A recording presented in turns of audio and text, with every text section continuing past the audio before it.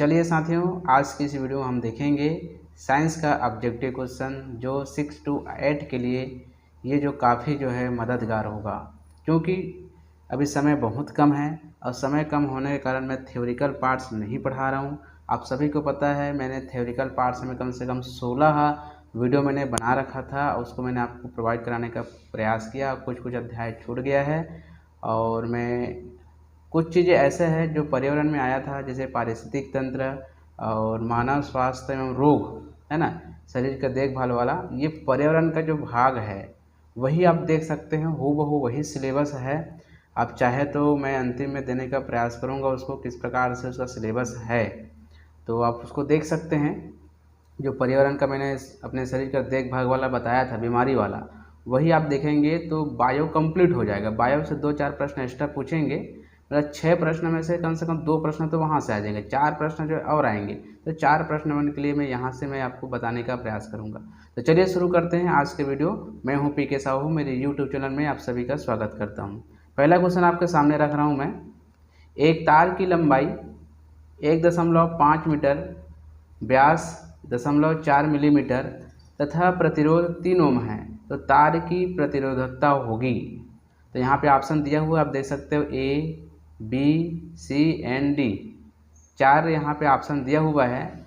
तो यहाँ पे इसका आंसर जो होगा 2.153 गुना 10⁻⁻7 ओम मीटर होगा। यहाँ पे मैंने बना रखा है, इस प्रकार से आप देख सकते हैं। यहाँ पे यदि मैं बताने बैठूंगा तो बहुत ज़्यादा लंबा हो जाएगा। यहाँ पे स्क्रीनशॉट ले सकते हैं आप, स्क्रीनशॉट लेने के पश्चात आप जो है इसको अच्छे से देख सकते हैं। ठीक है, चलिए नेक्स्ट क्वेश्चन चलते हैं। बंद कुंजी का प्रतीक चिन्ह है, बंद कुंजी किसे बोलेंगे? ए, बी, सी या डी? तो दोस्तों इसमें आंसर हो जाएगा ये ऑप्शन नंबर बी, क्योंकि बंद खुला है तो आपका इस प्रकार से दिखाई देता है, और यदि नहीं खुला है तो आपका इस प्रकार से दिखाई देता है वो। ठीक है, चलिए नेक्स्ट क्वेश्चन देखते हैं। जब ध्वनि तरंग पृथककारी पृष्ठ पर आपतित होकर परिवर्तन द्वारा पुनः उसी माध्यम में लौट आती है, तो निम्न में से परिवर्तित होती है। अभी आप लोग देखे होंगे CG टेट 2022 में, मतलब 20 का 22 में हुआ था, उसमें इसमें जो है परिवर्तन के लिए पूछा था, मतलब एक माध्यम से दूसरे माध्यम, मतलब अपवर्तन के लिए पूछा गया था। अब उसी टाइप का अभी मैं आपके सामने रखा हूँ परावर्तन के लिए। तो यहाँ पे आप देख सकते हैं कौन क्या क्या दिया है, चाल, आवृत्ति, तरंग दैर्घ्य। तो जब ध्वनि तरंग, मतलब ध्वनि तरंग पृथ्वी का पृथक कार्य पृष्ठ पर आपतित होकर परिवर्तन द्वारा पुनः उसी माध्यम में लौट जाता है इस प्रकार से, तो इनमें क्या परिवर्तन होता है? पहला दिया है चाल, आवृत्ति और तरंग दैर्घ्य। तो यहाँ पे मैंने लिखा है परिवर्तन के पश्चात परिवर्तित किरण की चाल, आवृत्ति, तरंग दैर्घ्य में कोई परिवर्तन नहीं होता। तो इनमें से क्या हो जाएगा? कोई नहीं। नेक्स्ट क्वेश्चन देखते हैं। बल्ब को प्रदीप्त करने हेतु प्रयुक्त ऊर्जा है, मतलब इसको जलाने के लिए कौन सी ऊर्जा की आवश्यकता होती है? रासायनिक ऊर्जा, यांत्रिक ऊर्जा, विद्युत ऊर्जा या इनमें से कोई नहीं? तो आप सभी को पता है रासायनिक ऊर्जा, यांत्रिक ऊर्जा तो हो ही नहीं सकता, सीधी सी बात है, इसका आंसर हो जाएगा ऑप्शन नंबर सी, विद्युत ऊर्जा। नेक्स्ट क्वेश्चन आपके सामने हम रखते हैं। यदि पृथ्वी ध्रुवीय अक्ष के परितः घूमना बंद कर देती है, मतलब वो घूम रही है इस प्रकार से बंद कर देती है, तो दक्षिणी अक्ष पर स्थित वस्तु के भार पर क्या प्रभाव पड़ेगा? देखिए बहुत मस्त क्वेश्चन पूछा गया है। ध्रुवीय अक्ष के परितः घूम रही है, वो इस प्रकार से घूम रही है, तो ये उत्तर हो गया, ये दक्षिण हो गया। यहाँ पे रुकता है तो यहाँ पे क्या प्रभाव पड़ेगा? तो यहाँ पे कोई परिवर्तन नहीं होगा, बढ़ जाएगा, घट जाएगा, परंतु शून्य नहीं होगा, घट जाएगा और शून्य होगा।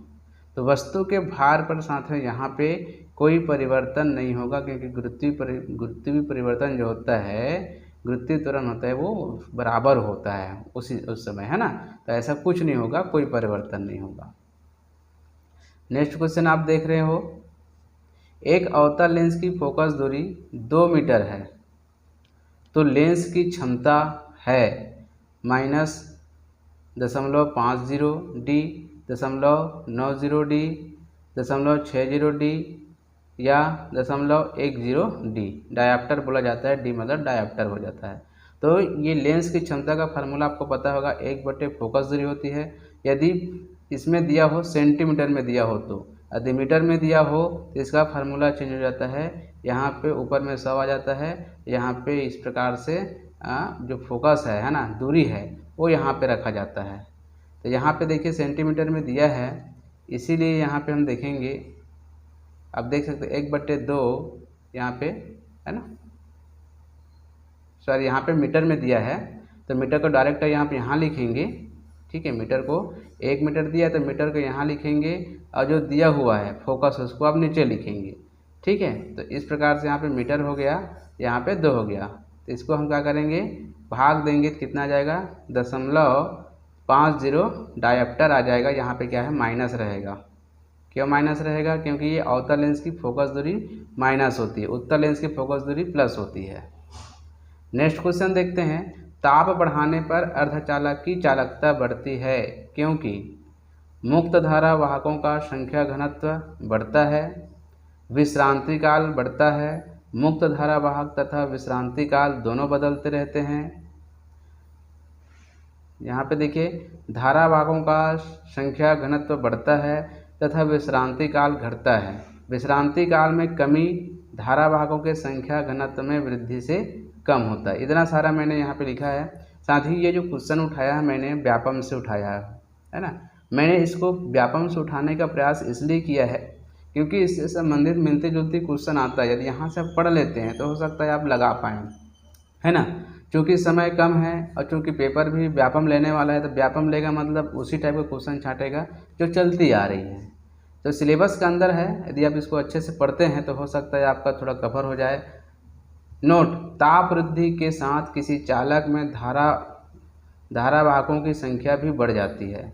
अर्धचालक की चालकता भी मान में वृद्धि होती है। अर्धचालक की जब उसको ताप दिया जाता है तो उसकी चालकता में वृद्धि होती है। तो साथियों यहाँ पे जो लिखा है, ताप बढ़ाने पर अर्धचालक की चालकता बढ़ जाती है क्योंकि मुक्त धारावाहकों की संख्या घनत्व क्या हो जाता है, बढ़ जाता है। इसलिए इसका आंसर हो जाएगा option number A. Next question देखते हैं, निम्न में से कौन मृदु इस्पात का नहीं बना। मृदु मतलब होता है कच्चा लोहा या इस्पात का नहीं बना होता। विद्युत चुंबक, ट्रांसफार्मर की कोर, डायनामो की कोर और लाउड स्पीकर की कोर, मतलब चुंबक। यहाँ पे आप देख सकते हैं लाउड स्पीकर की जो चुंबक है वो कच्चे लोहे का नहीं बना होता है, बाकी जो है बना होता है। नर्म लोहे का याद होगा, नर्म लोहे का प्रयोग करते हैं। तो कच्चे लोहे से अस्थायी चुंबक का निर्माण किया जाता है, जबकि लाउड स्पीकर की चुंबक का चुंबकत्व स्थायी होता है, इसलिए इसके मृदु इस्पात का नहीं बना होता है। ठीक है, नेक्स्ट क्वेश्चन देखते हैं, नेत्र की वह पतली झिल्ली जो कि प्रकाश को अंदर आने देती है, ये कार्निया, पक्षभामी मांसपेशियां, रेटिना, पुतली। तो साथ ही इसका आंसर क्या हो जाएगा, ऑप्शन नंबर डी, पुतली। दोस्तों यहाँ पे मैंने फिजिक्स, केमिस्ट्री और बायो मतलब 18 नंबर फिजिक्स का आता है, 6 नंबर केमिस्ट्री का आता है, 6 नंबर का बायो का आता है। ठीक उसी प्रकार से मैंने भी यहाँ पे क्वेश्चन छांटा है, व्यापम से विभिन्न प्रश्नों को लिया है। अदिश राशि, बल, वेग, विस्थापन या द्रव्यमान। तो दोस्तों अदिश राशि क्या होता है, द्रव्यमान, जिसमें परिमाण के साथ साथ दिशा होना चाहिए। यहाँ परिमाण है लेकिन दिशा नहीं है। निम्न में से दूसरों से भिन्न है। तरंगदैर्घ्य, वेग, आवृत्ति और आयाम निम्न में से दूसरों से भिन्न है। इनमें से क्या चीज़ है जो इसमें से भिन्न है, तो ऑप्शन नंबर डी, आयाम। क्या है देखिए यहाँ पे, आयाम तरंगदैर्घ्य, वेग तथा दोलन की आवृत्ति पर निर्भर नहीं करती। मतलब तरंगदैर्घ्य की आवृत्ति, वेग की आवृत्ति, दोलन की आवृत्ति पर आयाम जो है निर्भर नहीं करती थी। आयाम क्या है, इनमें से हटकर है। नेक्स्ट क्वेश्चन देखिए, निम्न में से कौन पूर्ण आंतरिक परिवर्तन से संबंधित नहीं है। अब यहाँ पे पूर्ण आंतरिक परिवर्तन आ गया। जो पूर्ण आंतरिक परिवर्तन को समझते हैं वो इसको आराम से बना सकते हैं। पूर्ण आंतरिक परिवर्तन किसे कहते हैं, जब वो विभिन्न परतों से आती है इस प्रकार से, है ना। अब उसके बाद क्या होता है, पूर्ण आंतरिक परिवर्तन या परावर्तन बोलते हैं इसे, सॉरी, पूर्ण आंतरिक परावर्तन, ये परिवर्तन हो गया है, पूर्ण आंतरिक परावर्तन है ये। तो जब वो परावर्तन होता है तो विभिन्न से टकरा के वापसी ये इस प्रकार से होता हुआ वो चला जाता है, तो इसे पूर्ण आंतरिक परिवर्तन कहा जाता है। जो कि जैसे कि आपका इंद्रधनुष में होता है ना, आंतरिक परिवर्तन तो आंतरिक पूर्ण परावर्तन होता है, उस प्रकार से। तो इस प्रकार से जो घटना होती है उसे पूर्ण आंतरिक परिवर्तन कहते हैं। और यहाँ पे आप देखेंगे तालाब की वास्तविक तथा आभासी गहराई में अंतर, गर्मी के दिनों में मरीचिका का निर्माण, हीरे का चमकना, प्रकाश तंतु का क्रियाविधि, ये तीनों में लागू होता है। लेकिन जो तालाब की वास्तविक तथा आभासी जो गहराई में अंतर जो होता है वो क्या होता है, आप देखेंगे कुछ में इस प्रकार से डाला जाता है ना, और वो थोड़ा सा टेढ़ा होते हुए एक माध्यम से दूसरे माध्यम में प्रवेश करता है। यहाँ पे मैंने इसको बताने का प्रयास किया है, वास्तविक तथा आभासी गहराई की व्याख्या केवल प्रकाश के अपवर्तन के आधार पर की जाती है या आंतरिक परिवर्तन के सिद्धांत पर कार्य नहीं करती, ये अपवर्तन के सिद्धांत पर कार्य करता है। ठीक है, नेक्स्ट क्वेश्चन देखते हैं।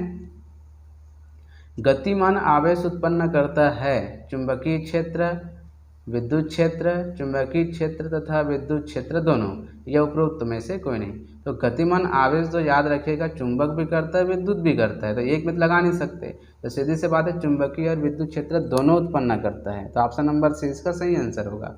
गतिमान आवेश सदैव चुंबकीय तथा विद्युत क्षेत्र उत्पन्न करता है। नेक्स्ट क्वेश्चन देखते हैं। सौर सेल का उपयोग किया जाता है। अब सौर सेल मतलब जानते हो प्रकाश से ऊर्जा उत्सर्जित करता है, मतलब ग्रहण करता है, उसका उपयोग किया जाता है। तो प्रकाश ऊर्जा को विद्युत ऊर्जा में रूपांतरण के लिए, यांत्रिक ऊर्जा को विद्युत ऊर्जा में रूपांतरण के लिए, ऊष्मीय ऊर्जा को विद्युत ऊर्जा में रूपांतरण के लिए, उपरोक्त में से कोई नहीं। तो सीधी सी बात है सौर मतलब सूर्य से आने वाले प्रकाश, तो सीधी सी बात है प्रकाश ऊर्जा को विद्युत ऊर्जा में रूपांतरण के लिए। तो यहाँ पे मैंने इसको बताने का प्रयास किया है, सौर सेल या प्रकाश सेल का उपयोग प्रकाश ऊर्जा का विद्युत ऊर्जा में रूपांतरण के लिए किया जाता है। ठीक है, नेक्स्ट क्वेश्चन देखते हैं। एक व्यक्ति 20 सेंटीमीटर दूरी पर रखी वस्तु को पढ़ना चाहता है 20 सेंटीमीटर पे, जबकि व्यक्ति के नेत्रों का निकट बिंदु 30 सेंटीमीटर है, तो आवश्यक लेंस क्षमता होगी। तो देखिए यहाँ 20 सेंटीमीटर देखना चाहता है, मतलब ये देख नहीं पाता है, क्या है उसका निकट बिंदु 30 है, मतलब ये क्या हो गया, जो निकट के वस्तु को देख नहीं पा रहे, मतलब दूर दृष्टि दोष है। मतलब जो दूर के वस्तु को, दूर दृष्टि दोष मतलब जो दूर के वस्तु को तो देख सकता है लेकिन निकट के वस्तु को वो देख नहीं सकता, है ना। तो दूर मतलब दूर में कौन सा लेंस का उपयोग करते हैं, है ना। चलिए देखते हैं। तो यहाँ पे ऑप्शन दिया हुआ है 1.67 डायाप्टर, 1.92 डायाप्टर, इस प्रकार से दिया हुआ है ABCD।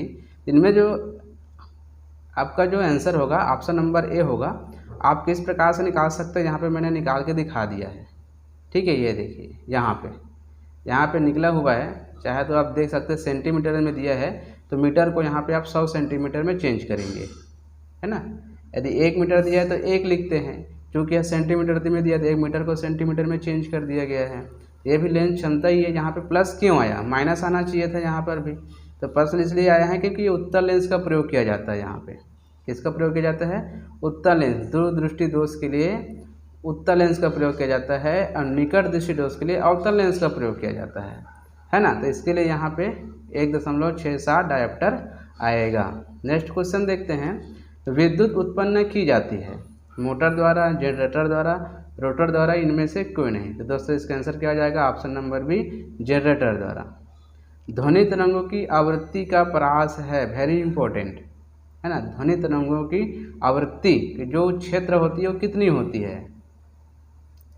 तो यहाँ पे देखिए 20 हर्ट्ज से 20 किलो हर्ट्ज तक के दिया है, फिर 25 से 25 तक दिया है, हर्ट्ज से किलो हर्ट्ज, केवल हर्ट्ज दिया है, फिर किलो हर्ट्ज दिया है, 45 से 50, 40 से 45। तो दोस्तों इसका आंसर क्या हो जाएगा, ऑप्शन नंबर जो ए है 20 हर्ट्ज से 20,000 किलो। आप देखेंगे कि, है ना, ये ध्वनि तरंग के अंतर्गत आता है। उसके बाद आप देखते हैं नेक्स्ट क्वेश्चन, एक मिनट साथियों, यहाँ पे 17, ठीक, चलिए 2 क्वेश्चन 17 हो गया है, कोई बात नहीं, एक क्वेश्चन आपको एक्स्ट्रा मिलेगा मान के चलिए। अनुदैर्ध्य तरंगें उत्पन्न होती है ठोस में, द्रव में, गैस में, ये सभी। तो साथ ही इसका आंसर हो जाएगा ऑप्शन नंबर डी, ये सभी। ठीक है, नेक्स्ट क्वेश्चन देखते हैं। सूर्य के प्रकाश की ऊर्जा पृथ्वी तक पहुंचती है। अब सूर्य की ऊर्जा पृथ्वी तक कैसी पहुंचती है? चालन द्वारा, संवहन द्वारा या विकिरण द्वारा। ये क्वेश्चन पूछे जा चुके हैं ना, याद रखिएगा। जितना मैं क्वेश्चन बता रहा हूँ उनमें से 4-5 क्वेश्चन तो पूछे जा चुके हैं। मैं पूछे उनको नहीं पूछा हूँ, मैं व्यापम से लिए गए प्रश्न को आपके सामने रख रहा हूँ। उनमें से कुछ क्वेश्चन टकरा भी रहे हैं, तो मैंने यहाँ पे विश्लेषण करने का प्रयास किया कि चालन किस में होता है। चालन ठोस में केवल इसी प्रकार का संचरण होता है। मतलब यदि आपको पूछे कि ठोस में किस प्रकार से संचरण होता है, ऊर्जा का संचरण, तो होता है चालन के माध्यम से। यदि आपको पूछें कि संवहन किस में होता है, तो संवहन जो है गैस और द्रवों में होता है। मतलब गैस और द्रव में संचरण जो होता है संवहन के माध्यम से होता है। अब उसी प्रकार से आपको सूर्य के प्रकाश के बारे में पूछा है, तो ये साथियों इसका आंसर हो जाएगा ऑप्शन नंबर सी, विकिरण। प्रकाश निर्वात में भी संचरण करता है तथा ऊष्मा का भी संचरण होता है निर्वात में। तो सीधी सी बात है, प्रकाश ऊर्जा जो पृथ्वी तक आती है वो किस माध्यम से आती है? विकिरण के माध्यम से आती है। तो ये हो गया फिजिक्स का। अब आते हैं केमिस्ट्री का।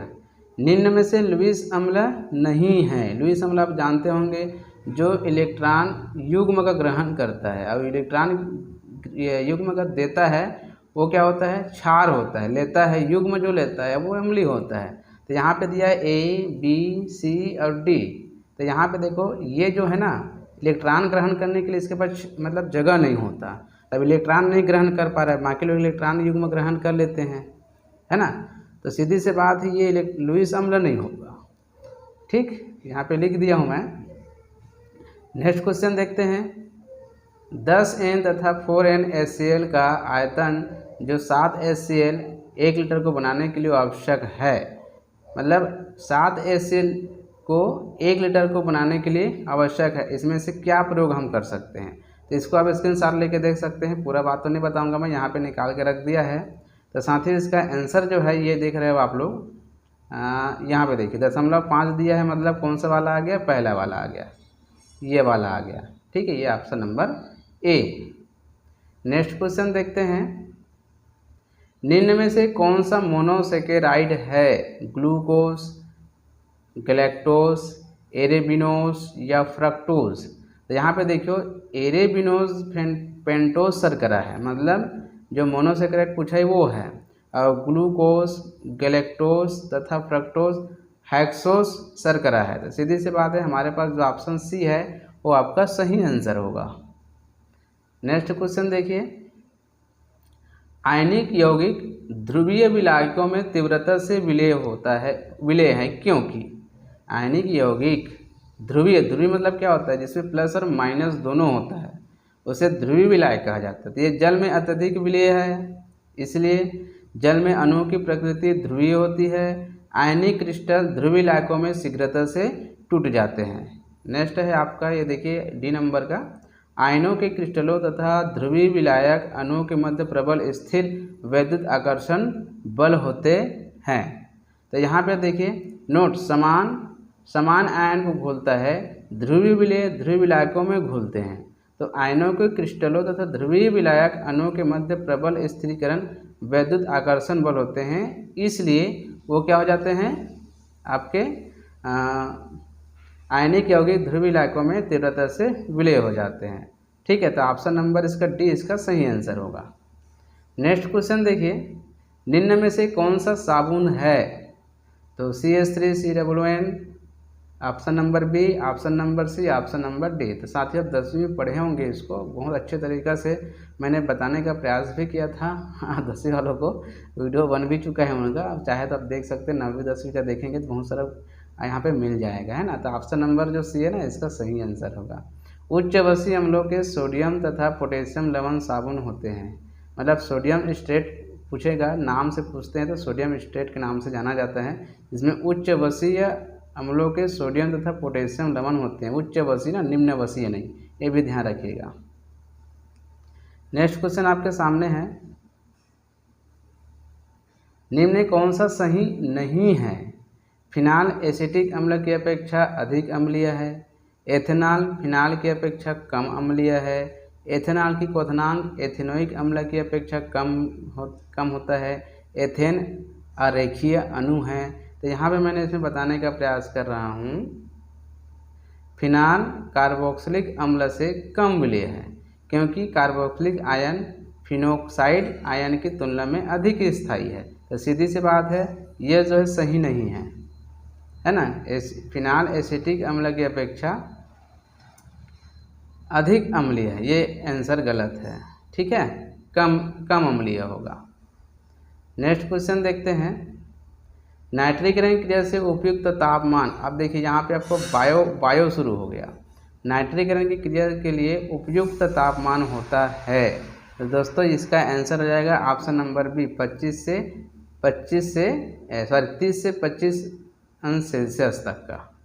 ठीक है ना, थोड़ा सा उल्टा लिखा गया ये, 25 से 30 अंश सेल्सियस रहेगा।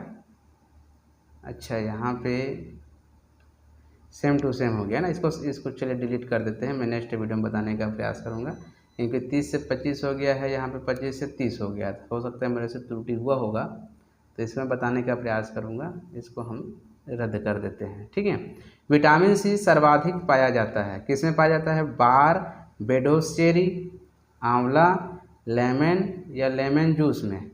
तो दोस्तों जब मैं इस एग्ज़ाम दिला रहा था ना, एक बार तो आंवला आया था, आंवला के साथ साथ और कुछ फल का नाम दिए हुए थे, तो मैंने आंवला को लगाया था। तो मैंने देख के चौंक गया था कि बार बेडोसेरी क्या है। तो मैंने इसको थोड़ा सा गूगल में सर्च मारा। सर्च मारने के बाद हमारे सामने ये आया कि बार बाडोसेरी या वेस्ट इंडियन चेरी के रूप में भी जाना जाता है। इसमें मालपियासी परिवार से संबंधित है। देखो, विज्ञान की भाषा, बॉटनी की भाषा है ये।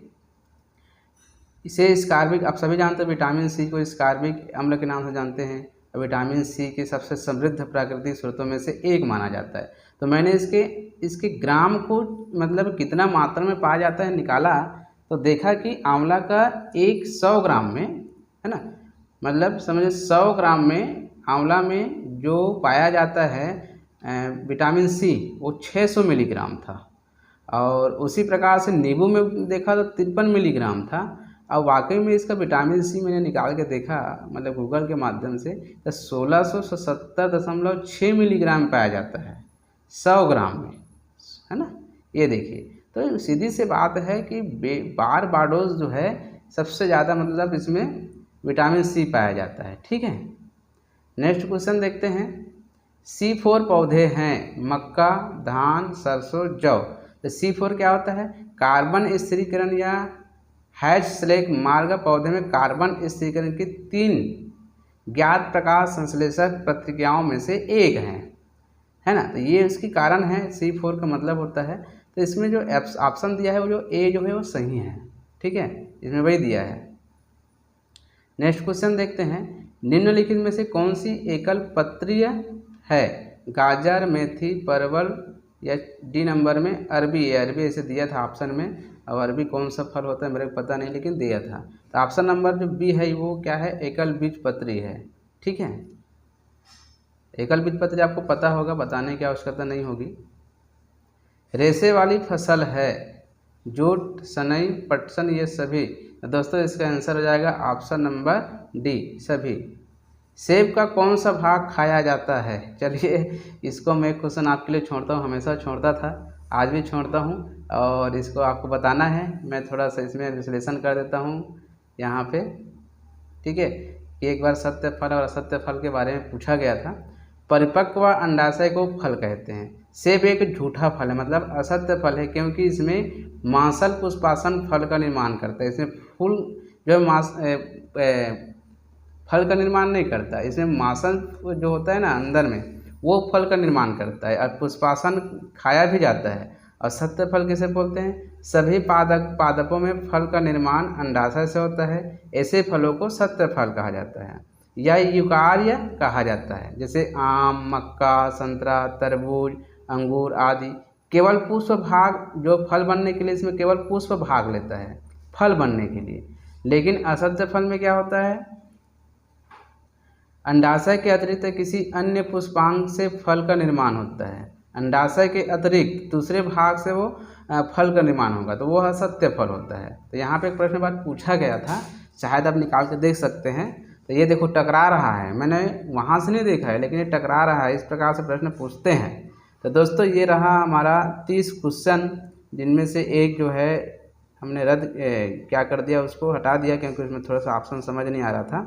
तो दोस्तों आज की वीडियो में इतना ही। यदि अच्छा लगे तो लाइक कमेंट शेयर अवश्य करें। और हो सकता है आप वीडियो नहीं देखे होंगे तो पिछला वीडियो भी देख लीजिए, आपका तैयारी हो जाएगा। अब मैं थ्योरी नहीं बता पाऊँगा क्योंकि थ्योरी के लिए समय नहीं है। यदि 15 दिन में हम केवल विज्ञान पढ़ेंगे तो कुछ नहीं हो पाएगा। तो आप लोगों से मैं माफ़ी मांगना चाहूँगा, मैं थ्योरी नहीं पढ़ा पाऊँगा। थ्योरी यदि आप पढ़ते हैं तो आप खुद जो है 9वीं 10वीं 11वीं 12वीं का थ्योरी पढ़ सकते हैं। ऑब्जेक्टिव मेरे वीडियो से देखिए, है ना। अब मैं नोट्स प्रोवाइड नहीं करा पाऊँगा अभी। तो दोस्तों आज की वीडियो में इतना ही। थैंक